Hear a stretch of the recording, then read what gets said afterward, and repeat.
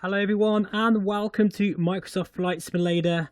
We are of course in VR in the Pimax 8Kx today, and I'm going to give you my first impressions of this headset in the sim, but also I'm very excited to show you the brand new final release version of the DC Designs Stearman. Look at her, she looks gorgeous, and the external modelling is absolutely impeccable. It's beautiful. In fact, I'll put a few screenshots in now, really close up, because I know we're in VR, so it might not show as well as some really high quality screenshots. But you can see there, that is the huge Continental 7-cylinder engine, which actually is one of the areas of that I kind of wanted them to improve on in terms of the sounds of the external view. So it'll be interesting to see how this compares to this sort of pre-release preview version that I showed on the channel about a week or so ago. Anyway, that's the wrong button. We're going to jump into the cockpit here, best place in the house, and I'm going to explain a few things about the Pimax that I've learnt, as well as, you know, go for a bit of a flight. We're actually at Donegal in Ireland, and we're going to get this bird started up. So first of all, in fact, I've already just taken it for a spin to warm her up, but we'll have the throttle cracked, mixture fully rich. Make sure that the fuel shut-off valve is on. We've got the magnetos on, avionics are off, batteries on, and we are ready. In fact, we'll just do a bit of priming here. Now, I'm also using the Pimax's microphone today. I've no idea how it sounds, but hopefully it will come across okay. So let me know in the comments what you think. Here we go then, clip her up. Come on, baby, you can do it. There she goes. Nice. Okie dokie. Right, so we're going to taxi out of here. The engines and T's and P's are already very, whoops, helps if I take the parking brake off, are already warm. We've got to make a bit of a tight sort of turn here. That's close. But we made it. Now hopefully this will come across okay on the mirror image. I really am, just to say, taxing my computer to the absolute max here, because I'm using NVIDIA Broadcaster to show the image of me using the headset, as well as obviously, you know, flying in the sim. I'm using 100% render scale, and to be honest, I can tell that the frames have definitely, they're hurting, without a doubt. But we'll see how we get on, and hopefully it won't look too bad in the mirror image. Right then, let's go and get airborne here. Fitting in some rudder here to keep on the centre line. Whoa, there she goes. That's a nice touch there. And we are airborne.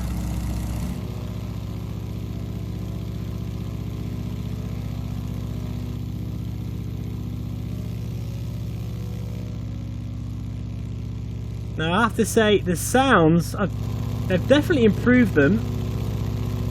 They do sound a lot better than the preview build that I used, so that's great. So, what's it like? You know, because I thought an aircraft like this is the perfect way to sort of sample the Pimax and that massive field of view. I'm currently using the normal mode. I don't really like the full 200 degrees. You know, you can do it, but the distortions are a bit too much for me personally. So we are, well, basically we're in sort of, in fact I'm not quite sure, I'll put on the screen now what that actually is in terms of its degrees, but it is massive compared to the likes of the Reverb G2.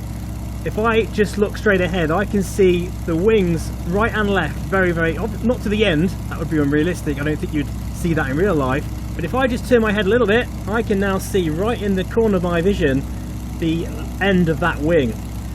And the sort of feeling of being in an open cockpit, the freedom that gives you is pretty damn amazing. I mean, I've been doing some back-to-back tests with the Reverb, and I'm going to give you my honest verdict on that in well, the next video, or in a couple of videos time anyway, because I need to do a bit more testing to be sure of what my conclusion is, and you might be surprised by it, to be honest guys, because I'm really testing out everything. But to be honest, the Pimax 8Kx does not perform very well in Microsoft Flight Simulator. I think it's asking just a bit too much of even the most modern hardware. I'm using a 3090 with a 10900K, and even with those specs it is struggling, but it is possible. I would recommend though a few settings in the pie tool. Make sure you've got your parallel projections on, otherwise you get some awful pixelation and distortions when you move your head. Trouble is though, as soon as you put that feature on, you lose up to 30% performance in VR straight away, which is a great shame, but you need it on, guys, because otherwise it's quite unbearable, to be honest. It's too pixelated on the edges. Now, in terms of distortions, I find the normal mode is absolutely fine. I don't really notice it as much as I did when on my first impressions video, which is great news. And unless I'm really moving my head from side to side quite rapidly, and even then it's not too bad actually. I think if you see distortions on the outer edges, that's probably because your frame rate is just too low. But I have to say, flying an aircraft like this beautiful aircraft by DC Designs in the Pimax is a joy to behold. It's quite an incredible experience. And just look at this bird, it's just impeccably modelled. I love the sounds, I love everything they've done with this aircraft, and it's so cheap. Like, what is it, about 10-11 pounds? Guys, seriously, you can't complain. Anyway, we're at a good height now. We're going to do a few aerobatic shenanigans now, so you can hear some of the creaking and the beautiful sound effects that they've added into this aircraft. Here we go. Listen to that. Here we go then, we're pulling right up here. I have noticed that they've done a couple of tweaks to the flight model since I used it, and one of them is actually a step backwards in my opinion. I think it's a bit too easy now to taxi. Wow. And then, you know, a tail dragger is very challenging, and I understand why they probably elected to make it a bit easier, but I would prefer it to be a bit more challenging. That's something that they can look at in the future. Another thing I like about this bird is that when you go inverted, listen to the engine.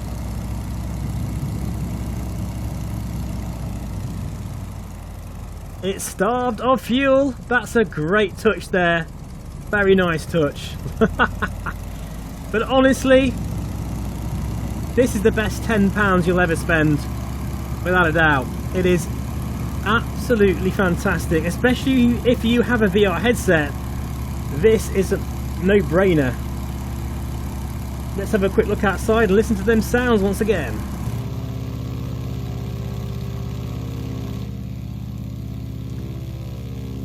See, can you hear that big radial engine, that 7-cylinder? Unmistakable sound. It's louder now, and it's very different depending on where you are as well. It's a beautiful area, this, in Ireland. Gorgeous.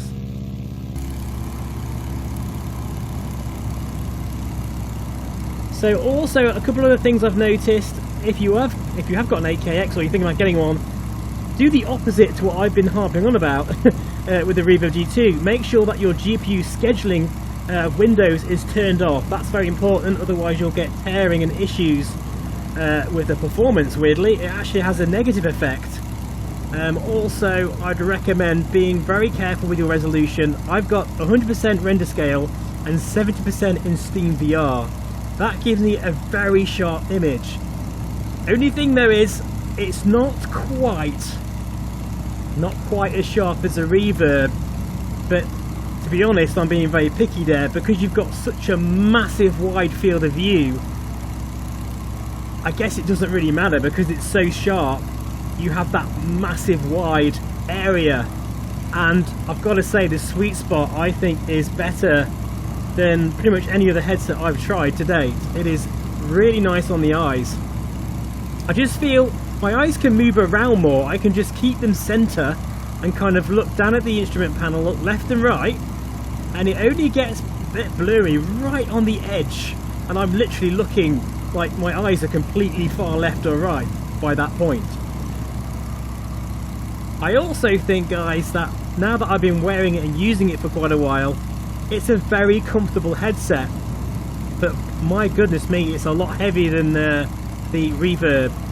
But as I've said before, the weight it's not so much of a factor so long as it's balanced, and this headset is definitely balanced. So I think we'll come in for a landing now, guys. But I have to say that this is one absolutely gorgeous bird by DC Designs. The cockpit, I've noticed, is a bit more, the textures are even more, what's the word, they're worn and more high resolution than the version I had.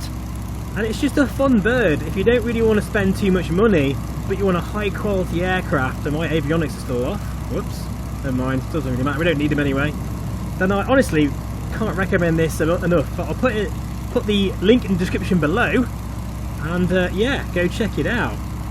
Tell you what we'll do, let's see if we can do a bit of a tail slide. Here we go.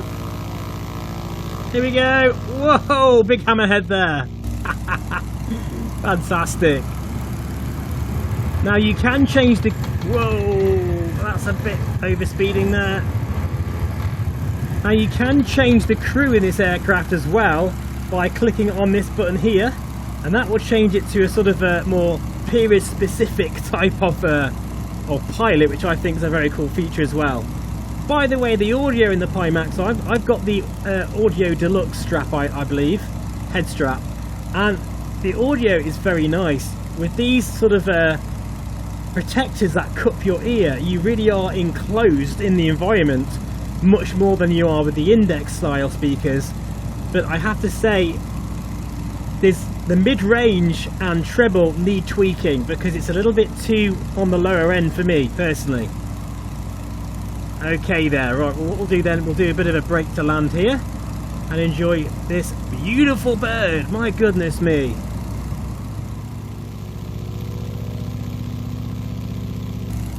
Sure, I've said this before in my last video, the preview video of the Stearman, that there's a certain romance to this aircraft. You feel different when you're flying this in VR than many of the other birds that I've flown. It really makes you smile. And just look at the PBR shine on that wing. I really like this livery as well, it's gorgeous. Right, they will come in for a landing here at Donegal. Mixture fully rich, T's and P's are all looking good, temperatures, pressures. And another thing, because this is a tail dragger, in the Pimax you get such an amazing view. More of a sort of better spatial awareness, I guess, with an aircraft like this. Right, we'll do a bit of side slipping to see if that's modelled. Let's have a look here. We are slowing down, but I'm not sure if that's modelled actually, side slipping. No, I don't think it is actually. We're not really slowing down much here. Right, hang on, get rid of the side slip then. A little bit of a crosswind. And see if we can get it down. Easy does it. There we go. Touchdown. Dancing on the pedals.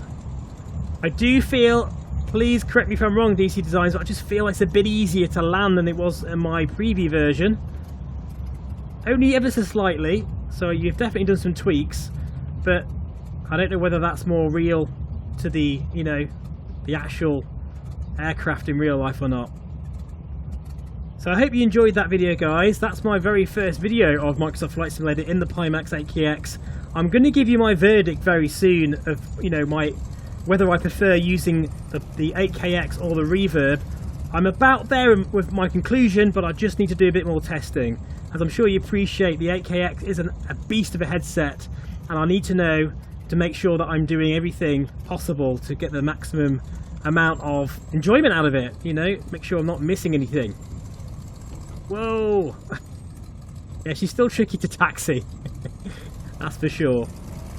Take care, guys, and I'll see you all again very soon. Bye bye for now.